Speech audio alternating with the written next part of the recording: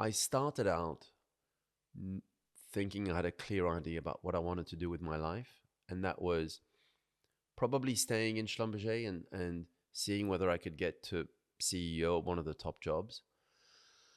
And then over the course of a number of years, I gradually began to move away from that model to something else that I hadn't defined.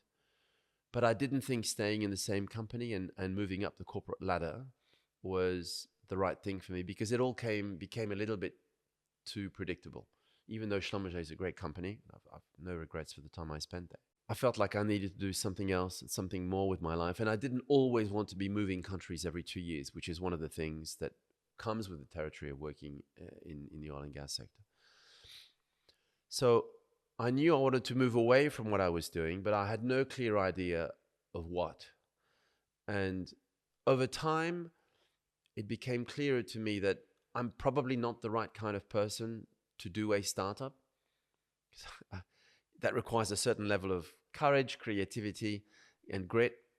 And though I think I have the grit, I certainly don't have the creativity.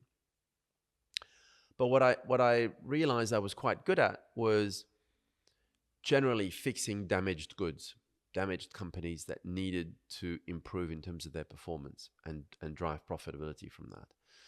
So I relied on that skill and worked out that maybe the best thing for me to do was to acquire small companies.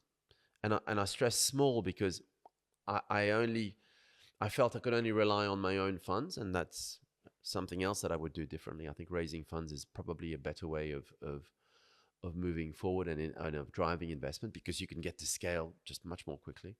So over time, I realized that fine, I know how to run a company. I think I know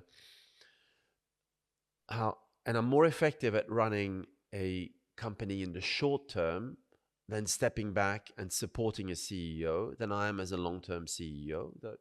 Though I mean, I've had relative success as a long-term CEO. The key, of course, is to have the right team.